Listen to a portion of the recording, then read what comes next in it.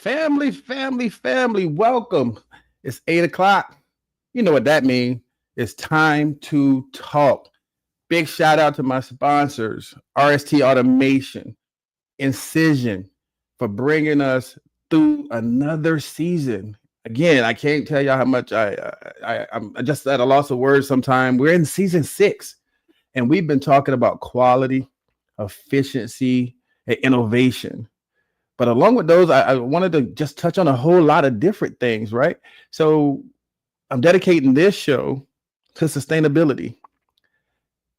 I know y'all think about, like, what does that mean for sterile processing? So in sterile processing, sustainability means it's the implementing practices that minimize environmental impact. Think about that. We're implementing practices that minimize environmental impact while maintaining high standards of patient safety and infection control. How many of us, one, are doing that, two, have the capability of doing that? It's a lot, right? What does that entail? That goes down to like reducing waste, minimizing single-use items, promoting reusable medical instruments, and properly managing biohazardous and non-biohazardous waste. Do you even think about those things on a day-to-day basis in sterile processing? A lot to think about, right? Energy and water efficiency. Using sterilization methods that consume less water and energy, such as low temperature sterilization or energy efficient autoclaves. Do we think about the water usage and energy when we're talking our everyday processes? How about eco-friendly packaging? Transitioning to recyclable, biodegradable, or reusable packaging materials to cut down on medical waste. Is that something that you think about on a day-to-day basis? Chemical management. Using safer, less toxic chemicals, toxic sterilants and disinfectants to protect both the environment and healthcare workers. Do we actually think about the chemicals that we're using in our departments, or do we just go with the status quo? Or even process optimization, streamlining workflows to reduce unnecessary processing, conserve resources, and extend the lifespan of medical instruments. All of these things lead to sustainability. Are these things that we really focus on? Rebecca, I see you. Shamu, I see you. Thank y'all for joining us. Just when you talk sustainability, the goal is to ensure that patient safety while reducing environmental footprint of the sterile processing operations. And again, do we think about these things on a day-to-day in sterile processing? Are you creating a sustainable future of your sterile processing department? These are things that, we have to start looking at for a plethora of different reasons. But if we're going to improve, if we want to definitely, upgrade our processes, why not add this into the process itself to make sure that we're doing what we can, again, as it said, reduce the environmental footprint of sterile processing. Hi, Carol. Thank you for coming. So as I always do, I sat back and I was thinking about this, and I was like, this might take more than one person to show people from different perspectives what that means. So I invited a couple people. Now, these are people that you know from the industry. You know and love them. You've seen them. I definitely have heard them. If they've been in any room with them, you know that their insights and their methodologies are just across the board. So I wanted to get into a spirited discussion with people that I know would not hold back on what they're doing or what they can see for a different sterile processing, or where we can take sterile processing. I think that's a better representation of what I'm trying to achieve with this particular show: sustainability and sterile processing. So what I went out and invited a few of my friends here. So I want y'all to do as we always do here at Time to Talk. And I want y'all to give a really warm welcome to Melissa Vargas, Tarra Foster, and Kris Gelbolingo. and I call them the angels, but y'all could call them sterile process gurus, but they're here with me today. And I just, happy. Welcome, ladies. Welcome. Hey. Hi. Hello. How y'all doing? Hey, it's fitting. We're talking about going green, and she has on a green jersey. Y'all see this, right? Y'all know who I am. Y'all know we gotta let it ride. We gotta let it ride. Go Birds. You know what? Since we're saying that, family, as we always do this week, the phrase for this week is drawing. And y'all know this goes against whatever I tell y'all. But for the sake of my guests and the sake of the drawing tonight, the key phrase that I want y'all to put in the comments is gonna be "Go Eagles." I know my Kansas City people are gonna be like, "Nah, we're not writing that." But this is just for the drawing. So if I see "Go Chiefs," I know what you meant. But yes, for tonight's drawing, the key phrase for the comments is "Go Eagles." We're talking "Go Green," and obviously, Melissa showed up to represent, so we're gonna do that. Ladies, welcome again to the platform. For people who don't know who you are, could you please introduce yourselves? We can start with you, Melissa, since you got the green on. Sure. So I am Melissa Vargas. I currently work as a director of operations for perioperative services. My background is in sterile processing. I've been in the field for, I think, almost 17 years now. Kind of, you lose track over time. Right. Also, I have all 4 of my certifications, master's in healthcare admin, working on my doctoral. So I'm excited to talk about this topic because that's actually going to be incorporated in my dissertation a little bit. Okay. And I have some credentials in infection control as well. Okay. Well, Kris, we can go with you. Tarra, who's ever gonna go? Well, listen here. Are you gonna let us talk? Oh my goodness.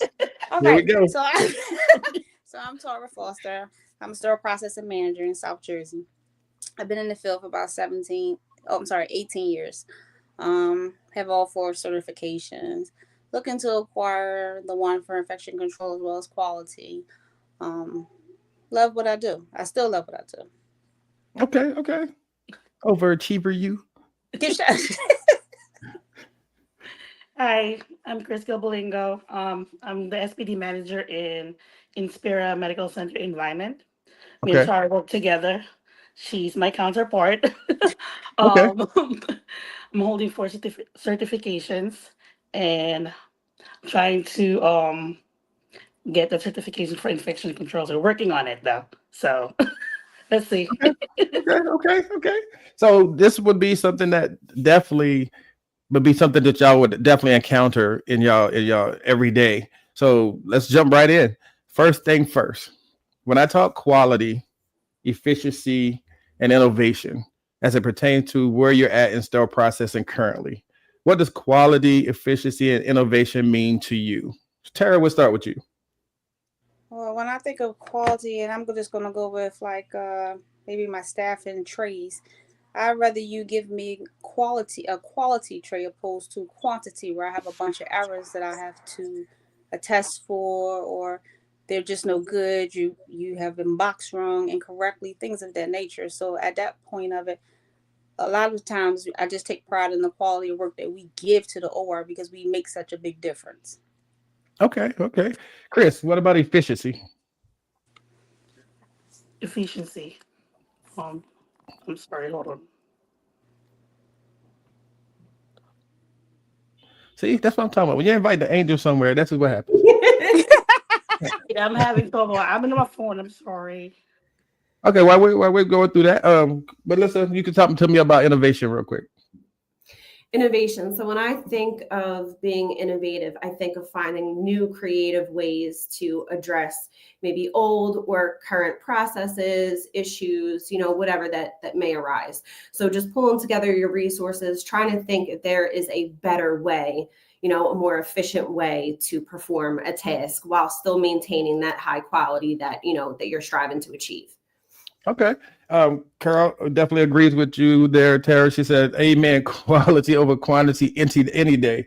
And that is true. Like, I think that when we talk quality, people look at it from different lenses.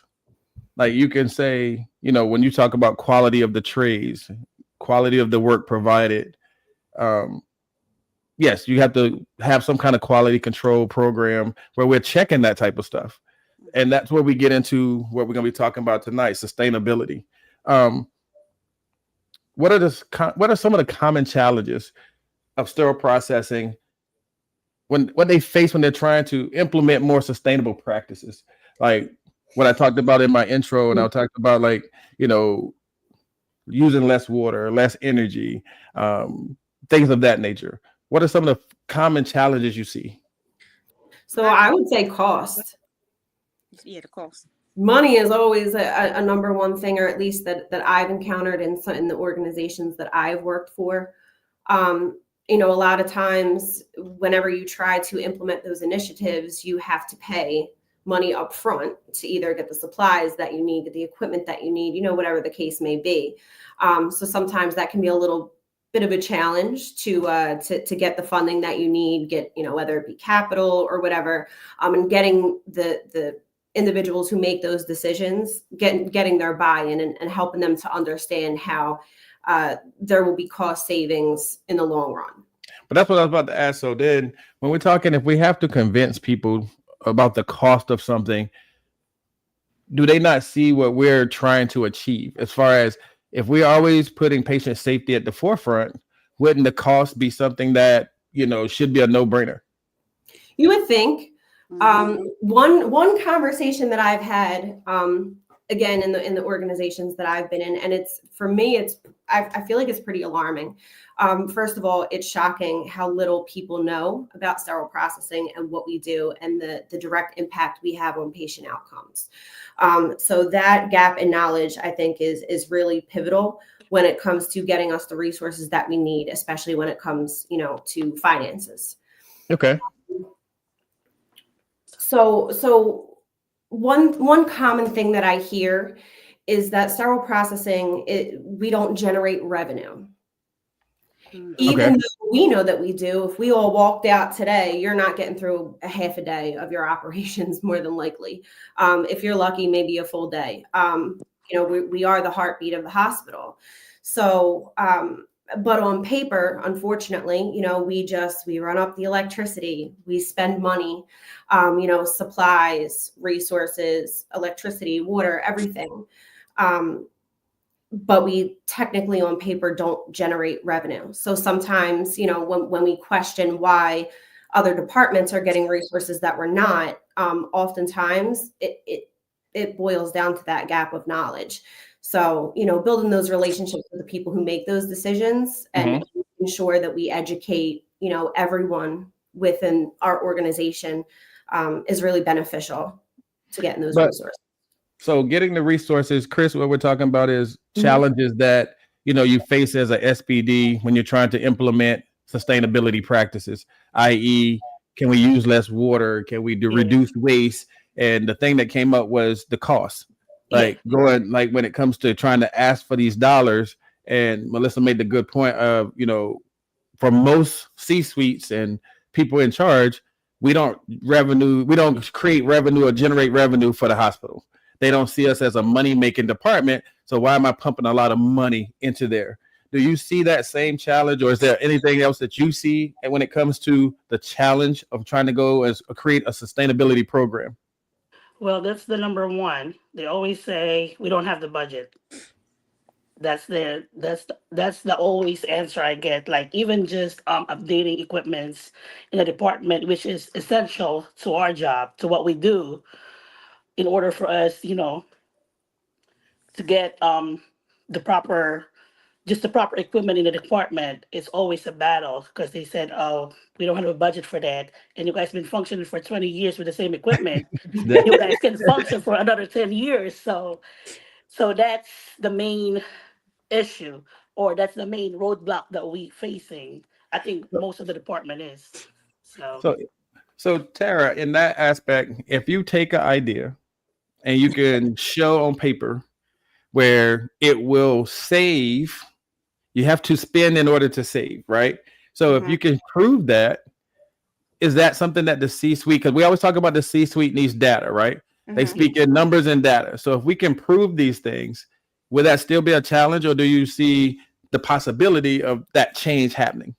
I still see it as a challenge because, again, in the C-suite, you might not really know what someone does. So, okay, if I say I need another $150,000 because that's what my sterilizer costs, well, that's what I need. I need it because I can't keep up with the OR schedule without it. Now, if I Okay. have one that's old and we keep playing with it, it break down every once in a while, maybe, I give it 15 days out of 30 in a month, that's a problem.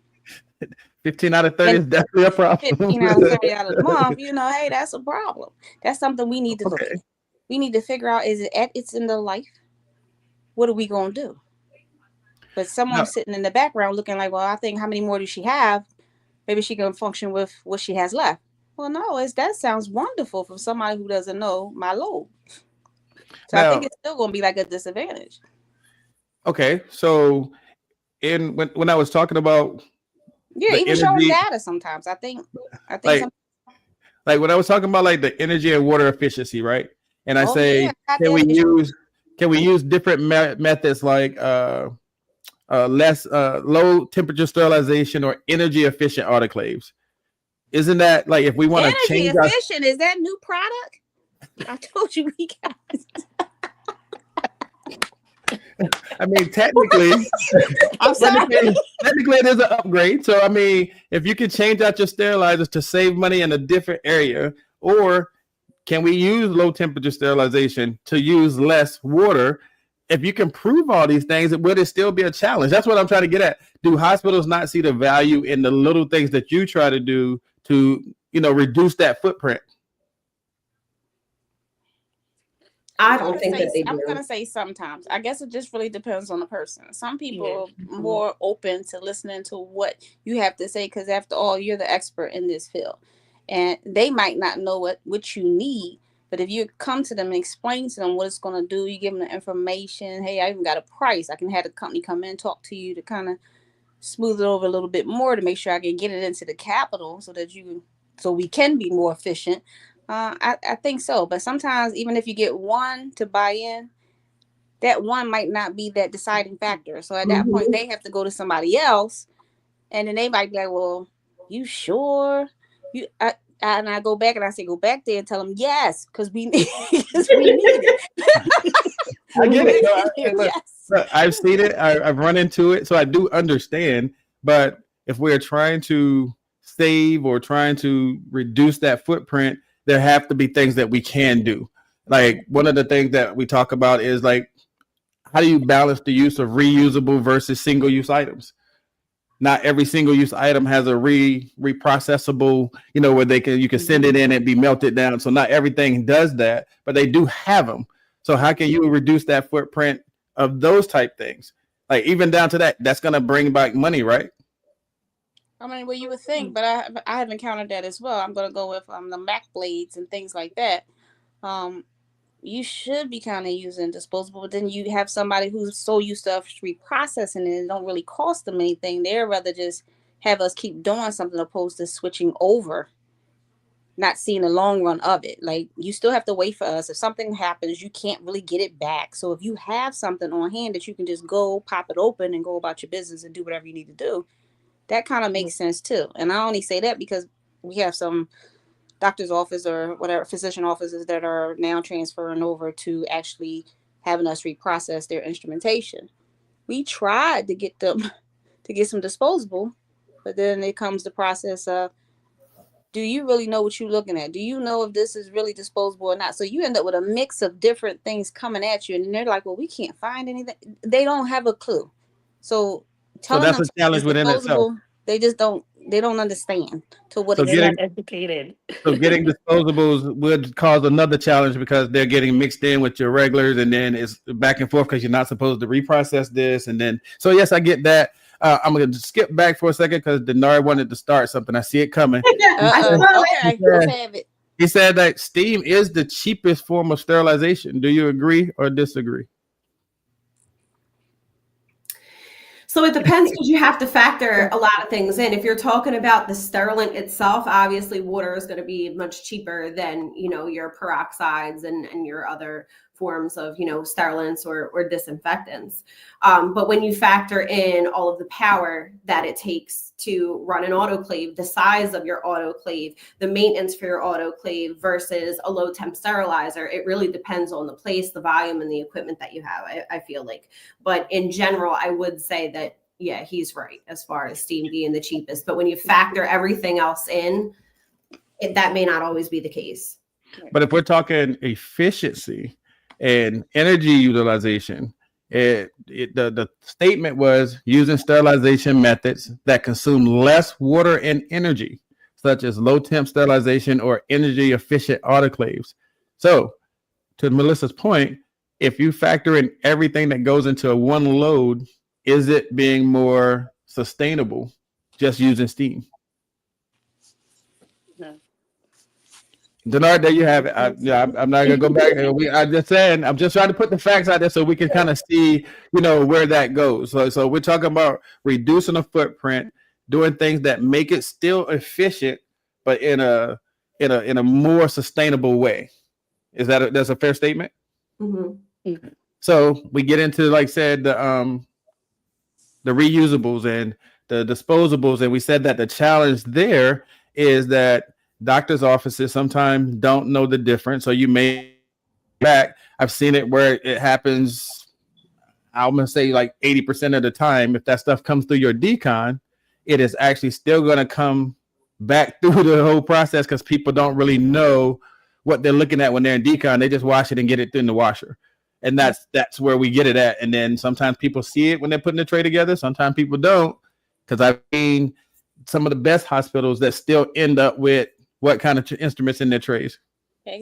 Pakistans around the board. So we see it from everywhere, right? So that's one of those that I think that is a big one. I think that is definitely a big one. We're going to touch a little bit more on that right after this break, but we are talking about sustainability and sterile processing with Melissa, Kris, and Tarra. We'll be right back.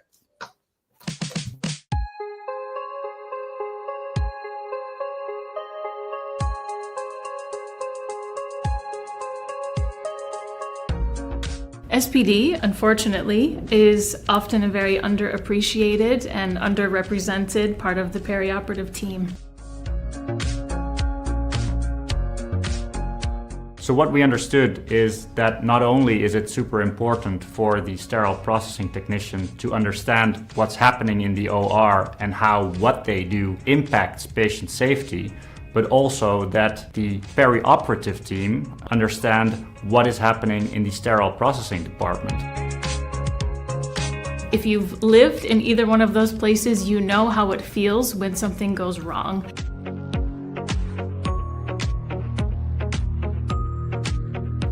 The relationship between the OR and the SPD can sometimes be really difficult.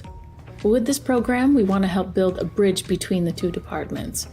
We're all working together towards the same goal of surgical patient safety, and we're so much stronger when we work together.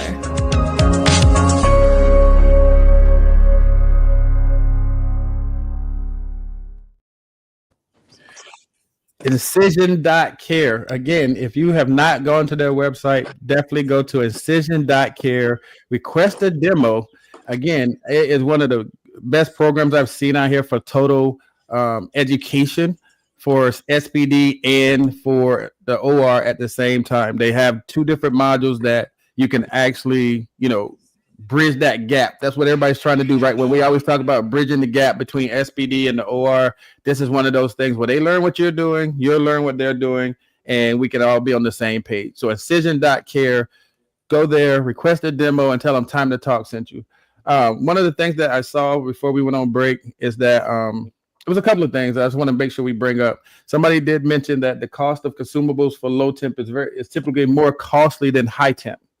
The consumables themselves the pricing is different there. So even though we may save on one end, you're spending more on the other end. So what is that delicate balance? That's what we have to figure that part out.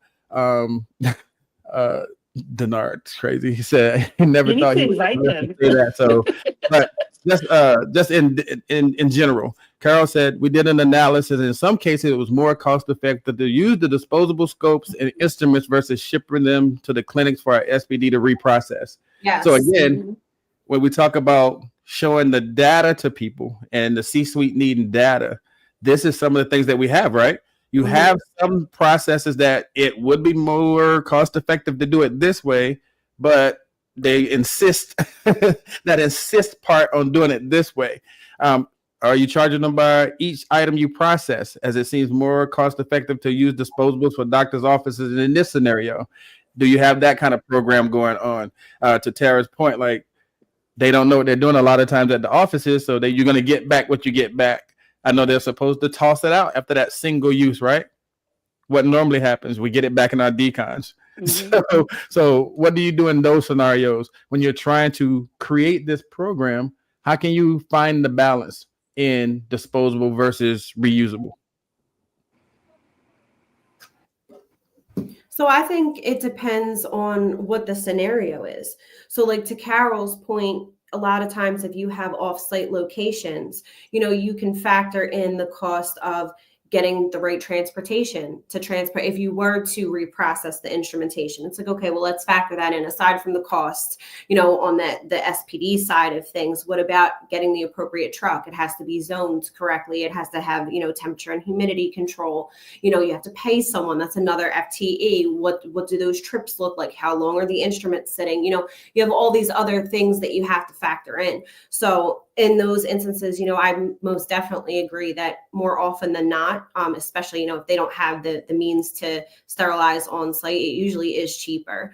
So really it's having people who are making these decisions, making sure that they have the knowledge. Again, I feel like education has a lot to do with, with all of these decisions, and just making sure the right people involved when these decisions are made, so they can bring up all of these other variables that maybe others wouldn't know to factor in, and they can make a more, the best decision. Like Kris, in that instance, if you have disposables being used, do you have a program where that stuff gets boxed up and sent out, or is it just tossed and that's it? So we do have some department that they send the disposable items to our department to get reprocessed. My instruction to my staff is once you receive it, you need to toss it. Don't return it to them. And if there's any issue, then I can tell them, if they look for the instrument, I let them know, listen, it's a single-use item, so you guys need to use to purchase the reusable one if you want us to reprocess it.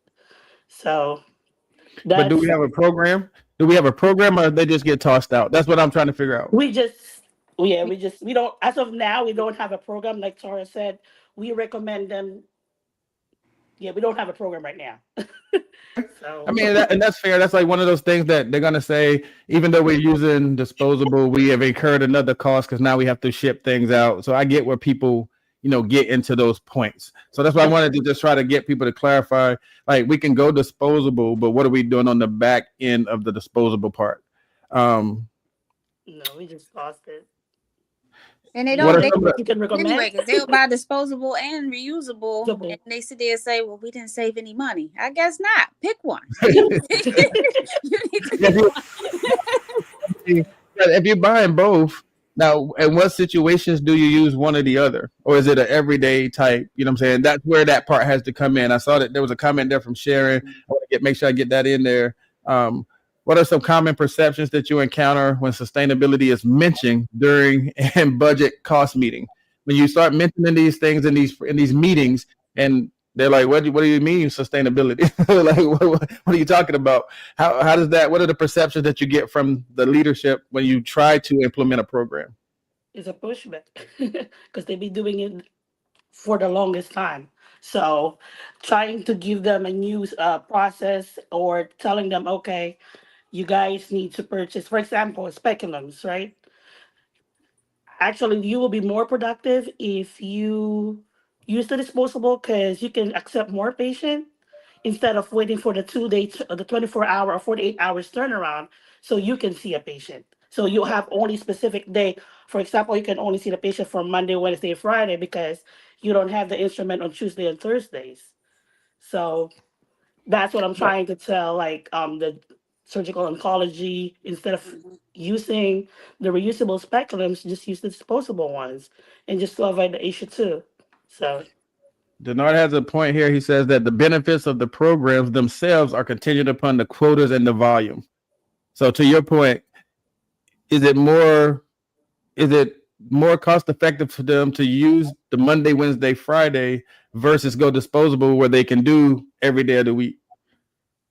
So if their volume allows whatever. Okay. Is there a preference on disposables versus the reprocessing, and why?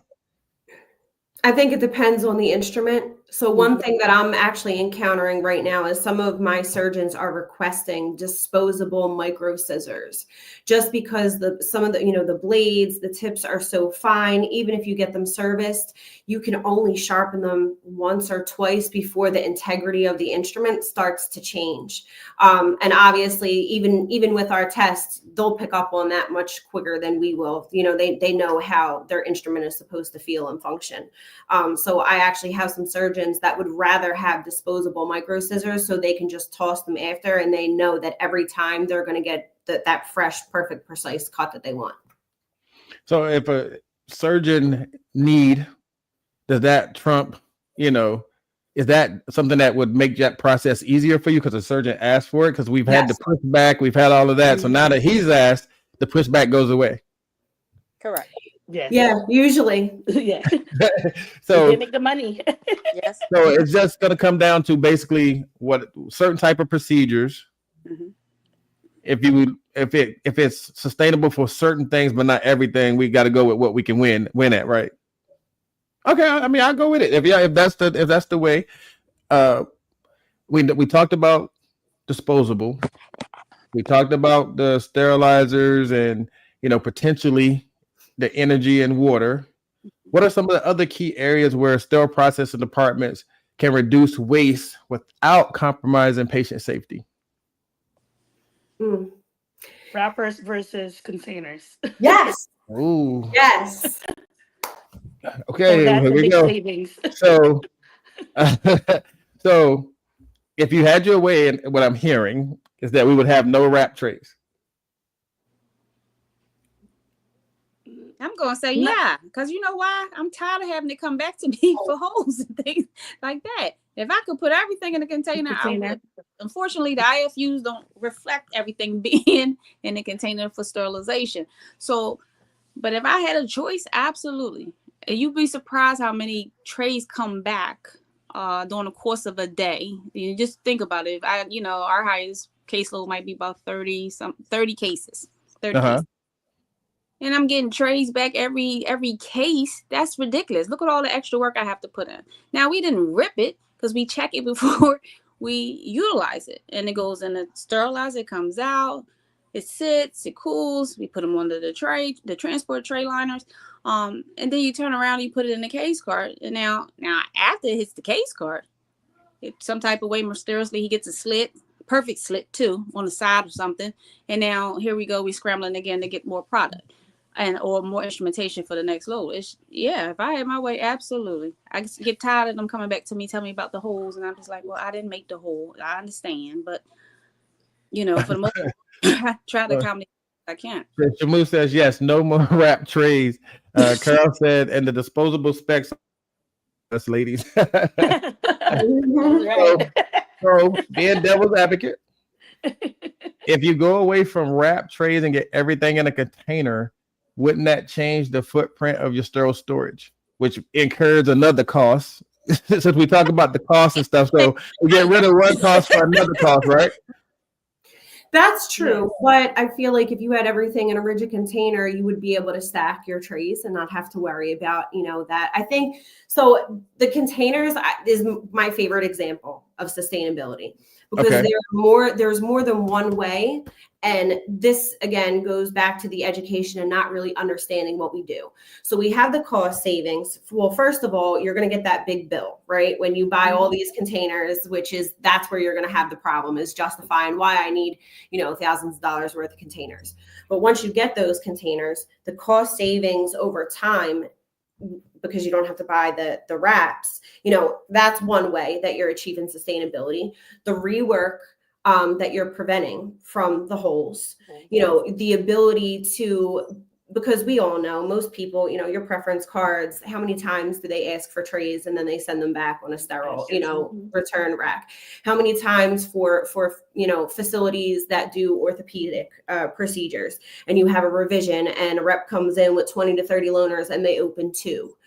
So even just the manpower that you're paying to wrap all of those trays versus putting them in a container. So there's multiple ways that you can achieve sustainability by making that switch, but getting the C-suite and the powers that be who make those decisions understand how all of these things will save money in the long run. Mm-hmm. Sometimes decisions are made because of what the budget is right now, versus how a year from now, 3 years from now, 5 years from now, that would benefit us. I mean, I'm not gonna, be a shameless plug, but you can always call Turbot too. We can help you out. That's all I'm saying. That's all I'm saying. That's all I'm saying. But, you know what I'm saying? But on but back to that note though, like, so even trying to go to a sustainable, like with containers, and then you not having the room to grow your sterile storage. So that goes back to when you look at the numbers, we're going to spend a bunch of money to save a bunch of money, but nobody wants to hear that when you're talking in these budget meetings about why you need to buy all these containers. You're right. That number is going to be huge when it comes across. Mm-hmm. And then I know managers that have broken it up in pieces to try and get the containers and try to get that stuff in. But that is where it comes in at. Rebecca says, when negotiating sustainability, steer the conversation so they recognize the benefits themselves. The best ideas are the ones people believe they discovered. That is the greatest trick ever. You make them think they came up with it, and hey, they are all over it. Rebecca, I like that one. Carol has said the same thing, that like you have to read the IFU, because some things say they have to be peel packed. Some things say they have to be in containers, as to what Tarra said.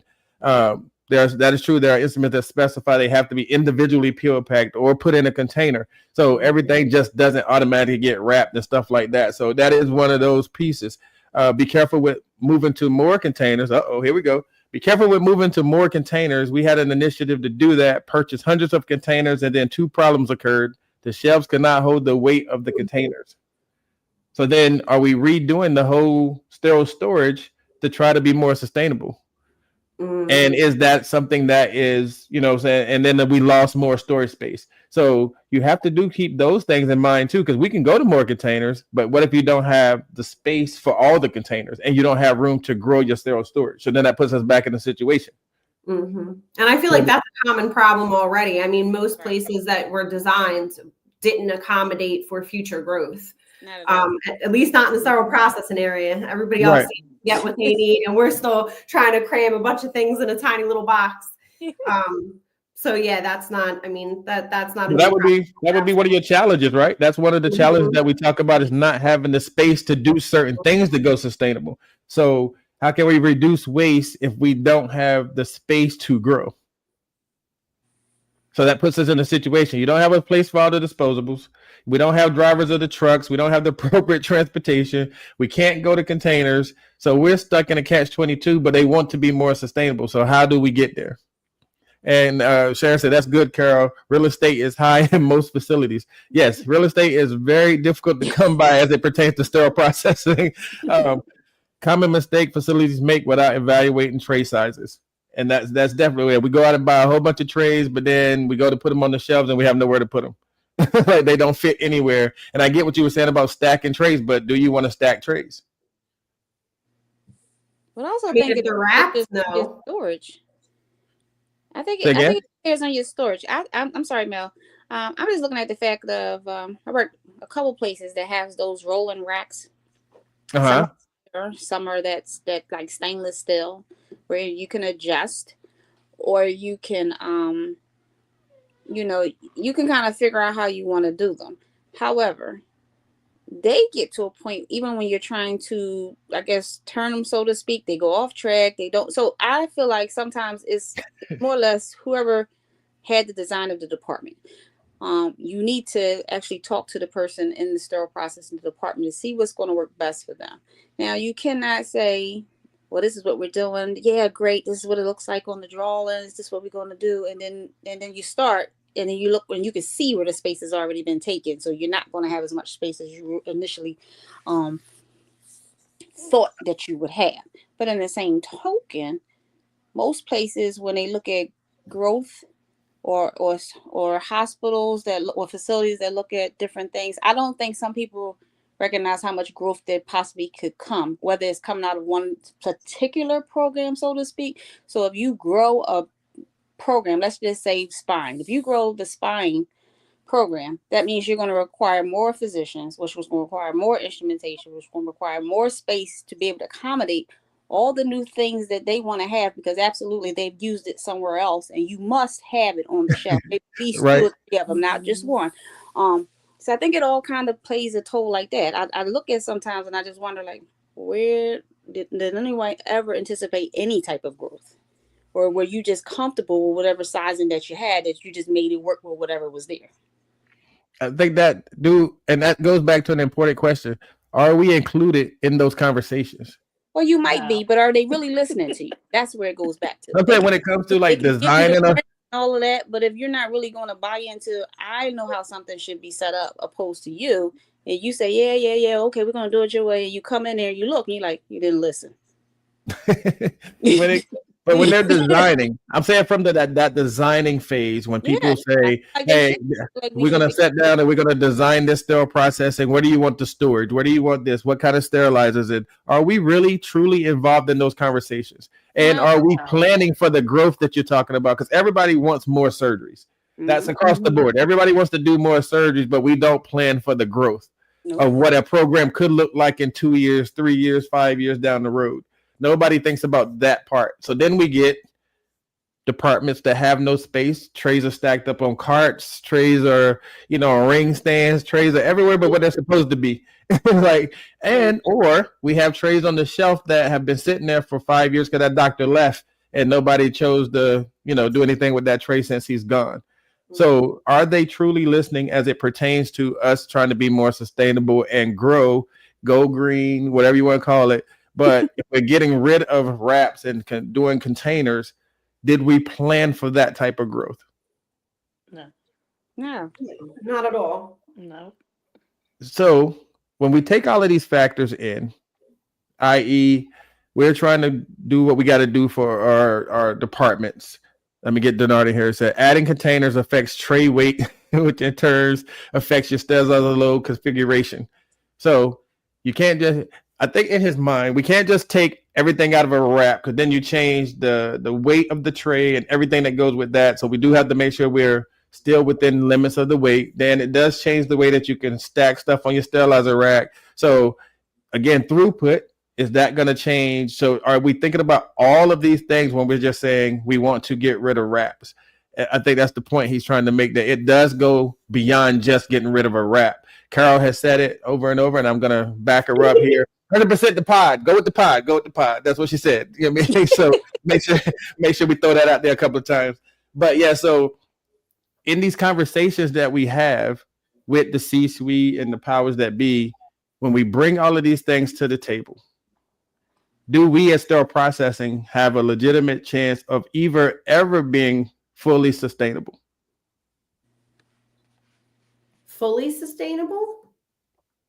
I.e. from your sterilization process to your packaging process. We talked about water. We talked about, I ain't even hit the chemicals yet. We're going to get there too. But when you talk about all of these factors that go into your normal day, can we be truly sustainable in sterile processing?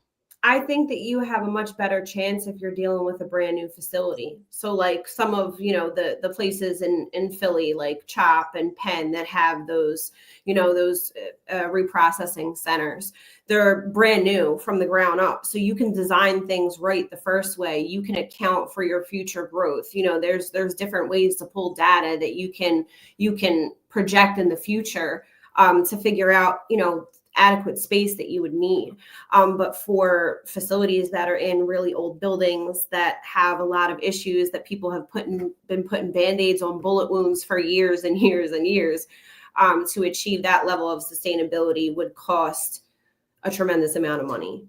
And I think it really just depends. Like one of the places that I worked at, we were having some pretty significant sterilization challenges.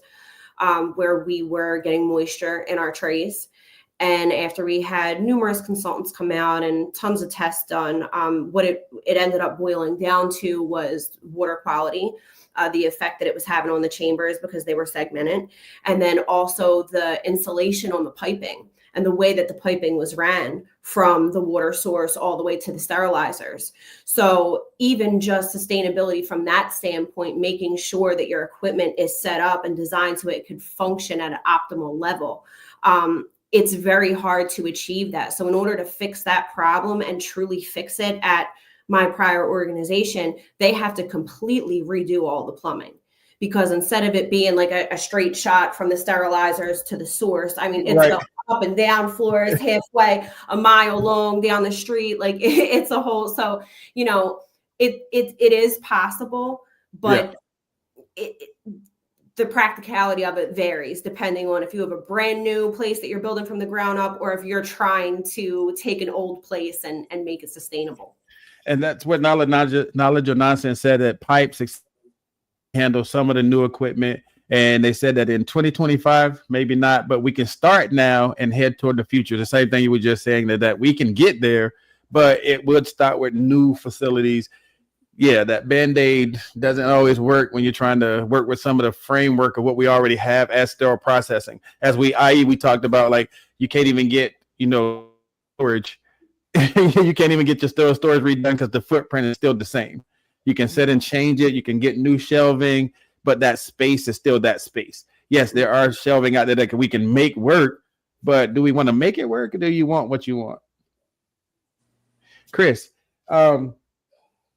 waste reduction. And I know we talked about it briefly there, but what programs have you seen or have you experienced as it pertains to the waste, like just in the waste itself? We can't change anything right now, but what do we do with the waste as it pertains to like all of the wrapping and stuff right now? What do we do with that? Or is there anything that can be done right now? Waste reduction. So with all the wrappers for all the wrappers, for example, for the loaners, right? Right. All the loaners that we're receiving, for example, we have 20 loaners in one case and they only use 2. So we will be unwrapping all those 8-inch trays.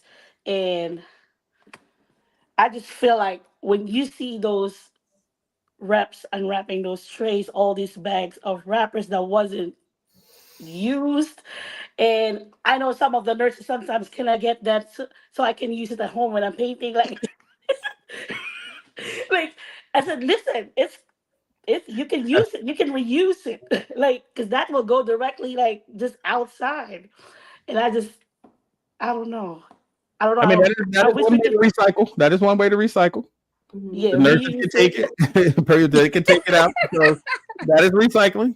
I think I say that because that is one of the issues. Like when they bring in all those trays and they don't use them, and then they come down and the reps automatically unwrap them, and that fills up your trash, and that's the whole thing. Even now when we're checking IFUs and we have to go to the shelves and do our checks to make sure that we're reprocessing in a timely fashion, with the IFUs changing to when we're supposed to, how long something can set on the shelf. Like just in a matter of those type things.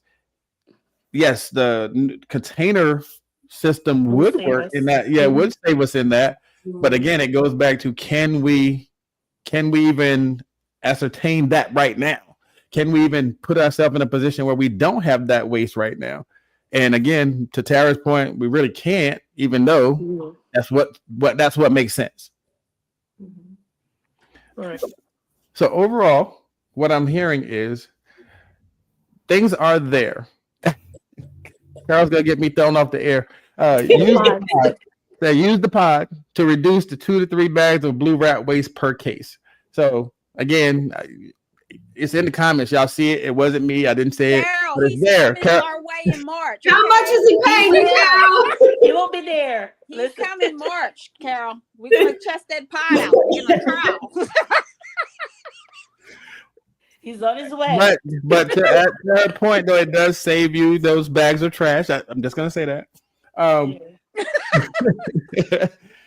but that is one of the things that we talk about. That is one of definitely the things that we talk about, where where we're trying to do things that are, being more sustainable, right? Disposables versus reusable, container versus wrap, low temp versus steam. What can we do for those type situations? Carol, you see your banner? She ran a banner just for you. There we go. Visit Turpin Surgical. We got it. See, I mean, we're touching all the bases now. I got you. Again, everybody, I know that we're laughing and having a good time. Definitely put in Go Eagles. Get in a chance for the drawing. Get a chance for the drawing. Go Eagles. Go Eagles. I told y'all I'm only doing it for this particular show. It's going to be back to the Falcons tomorrow. Just know that. But disposable versus reusable, wrap versus container. What can we do about the water? I know we talked about a little bit about that. What can we do about the water as far as your washer loads are your washer loads, right? So the washer's going to run the way it runs. We have the 3 sinks. We have to use the water there. We have sonics. We have all of these things. Can we be more efficient with our water? Can we have a sustainable water program? Yes, but again, it costs money. I'm sorry because I'm having this issue. Okay. Let's talk about it. I don't know if you want to talk about it. Okay, so everything, to the point of everything costing something, we're going to pay some money somewhere to be sustainable. But it too, I feel like sometimes when we have different, when we have one organization, they have different entities. Okay. Certain practices should be streamlined. So I'm just gonna go out here and go with, I'm gonna go biomed. Biomed be doing the same thing at each facility, and some of the challenges are that's not happening. Okay. I'm in Mullica Hill. Well, and I'm in Vineland. Some of the challenges that I encounter are of the same of Kris's, or she might have something even a little bit even more different than what I encounter. And I can say those are the challenges that we go through. Same thing with facilities. Our facilities, we need a lot of things just to be streamlined the same. We should be using the same vendors for certain things. And we waste money by Kris got somebody else, I got this person, the person at the other site got somebody else. Why not have pick one vendor that you like, have them come and show you a spill or whatever the case may be. Pick one and set it up accordingly. It's better you pay this one this amount, you pay this one this amount, you pay this one whatever. But you could have just had one general contract and had them take care of what they need to take care of. It's just all over the place. I feel like a lot of stuff is just kind of all over the place. And you should really have one streamline of how something you should have just one streamline of how something should be done. So, and on saying that is, we're not getting nobody in trouble. So it's too late. if we're following one process, or whatever that process is, if we're doing it the same way at each facility, right? That's when we say everything can start being sustainable, because we're doing it one way. We're not going through different methodologies across the board and doing, hey, over here we're wrapping this, over here I got a container, over here I got bags. Everything should be the same everywhere. That's what we're saying. To Melissa's point of, we can have I know everybody can't, most places going to do it the way they want to do it. However, I'm just saying, when I look at the current practices of where I'm currently at, I just noticed that there's a lot of different things going on. Like, I mean, Kris might do something totally different than what I do over here. The next site might do something totally different. Whereas though we're all looking at each other, it's just, we're getting to the same end goal. However, our process is totally different. I just want to take a second. I saw her pop in. Sharon Green Golden said, I am here. That lets me know that our winner from last week showed up and did what she's supposed to do. So she will receive her $25 gift card. And for the people that's here, let me just reiterate. If you win one of the drawings, yes, the next week you come back and you say you are here and we know that you are here, you definitely get the card sent to you. That is the way to win. Ladies, before we get to the drawing, let me ask one final question and just get y'all summary on this. For anybody out there trying to go and create sustainability in their departments.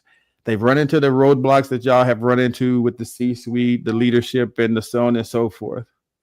What advice do you give them so that they don't give up on that process because it's something they believe in? What advice can you give somebody, either somebody already involved in trying to do it or somebody about to start that process? I'm telling them, don't give up. You keep at it. If you believe in it and you understand it, it's for you to make sure that you're confident enough to stand on it. If you have the documentation to support it, don't give up. Don't listen. I mean, you have to listen a little bit, but Yep. you keep at it. Y'all see why I invited them? Y'all see? Listen, keep pushing, because It's a whole problem. no, I need to call her. You say you got me? I said, okay. So to Tara says, don't give up, don't listen, but we're not listening to what Tara said right there. Don't give up. Yes, keep fighting the good fight. We're going to have to go with what they say, but definitely to her point, if you believe in what you're trying to do and you know that you're not compromising patient safety and we are headed toward the same goal, definitely don't give up and keep pushing forward. Carol says her favorite saying, it went away just that quick. My favorite saying, organization and consistency will rectify a lot of our issues. Unfortunately, when we don't follow our own policies and procedures, sometimes we create our own issues. And again, to Tara's point, everybody should be doing the same thing, but we know that they're not. I saw another one from Sharon Green Golden pop up. In the US, we are not doing things the same way. And that's the bottom line. If you just remember, it's about the bottom line money. You have to show how the cost outweighs the need. Right? And we've been talking about that all night. You got to have the data to prove what you're trying to do.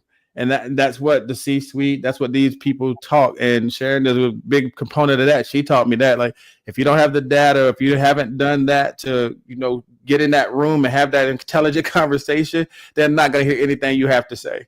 Like, you have to go in there prepared with what you want, collect the data to back up your case, is what she's saying. So, Melissa, what advice do you have for somebody?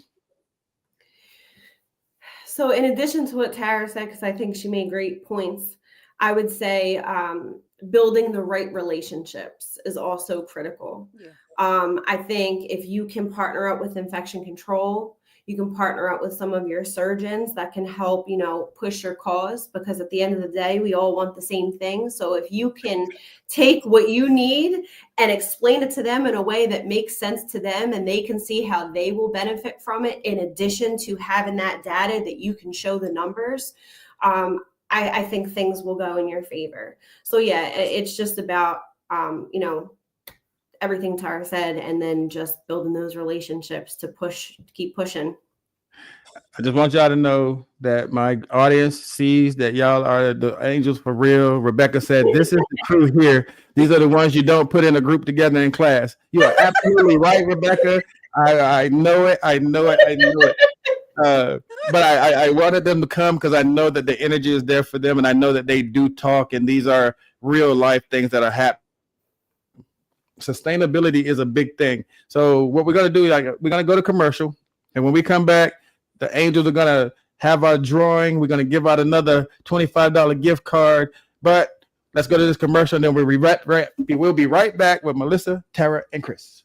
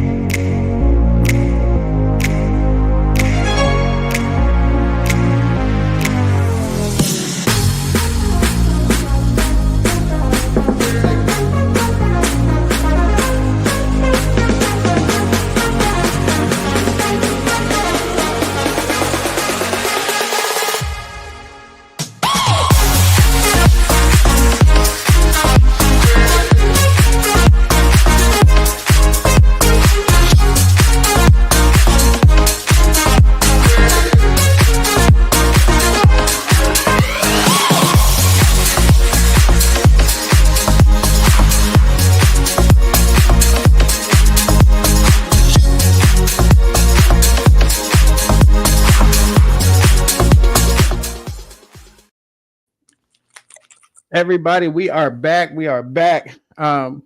This is our official drawing. I give you a few more seconds. If you are new or you just joined us, type "Go Eagles" in the comments. Y'all know how much that pains me, but I said I'll be true to my word. Go Eagles in the comments for the win. Few more seconds, and then I'm gonna have the angels count us down, and we're gonna start the drawing. I appreciate you, ladies. Thank y'all for being here today. It's very spirited conversation. We learned a lot. But the main thing I think that we got out of that is that you definitely have to believe in what you're doing. You have to collect the data, and you have to be willing to go out there and have the conversation. That is the main couple of things there. Like Melissa said, get some doctors behind you, do what you need to do. If you got that doctor behind you, maybe that'll change everything. But definitely wanted to give y'all a shout out, because y'all never disappoint. Everybody, it's time. So drum roll, please. And this week's winner is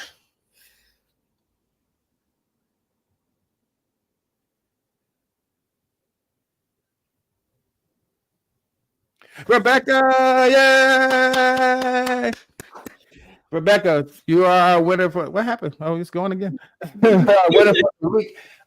Next week, definitely show up and just say, I am here, and we know that you have won. And ladies, again, thank y'all for coming. I definitely enjoyed the conversation, and it is something that's going around, that the sustainability part of what we're doing. And it's not just because I work for Turbid and that's one of our points. It is something that we do see on a daily basis. When all that trash does come out from the OR, or as Kris said, they don't use 10 trays and they're coming down to the department and unwrapping 10 trays, and then you just have to redo them. And even in our efforts to stay up with IFUs, we're going to the shelf, checking our trays, checking our outdates, and bam, now we have to reprocess about 50 to 100 trays because they've been just sitting on the shelf. So how do we eliminate some of that? How do we become more sustainable with our disposable versus reusable? How do we look at low temp versus high temp? How do we look at energy? How do we look at water? These are all things that are affecting SPDs across the country, and it is something that is a hot topic, and I think that everybody definitely needs to look at. So again, I appreciate you. I thank you, Kris. Tarra jetted on this, but I'll see y'all in a few weeks. Melissa, I always got you. I'll see you at conference wearing that Falcon jersey. Go Eagles! Go Eagles for tonight, but at conference, y'all look for Melissa. She'll be wearing a Falcon jersey, and that is what it is. But I appreciate you all. Hey, family, next see how they do that to me? Family, next week come in. We're going to be talking regulations and standards with Mr. Warren Niss. Family, we'll see y'all next week. Ladies, thank you. Have a good evening. Thank you for having us. Thank you.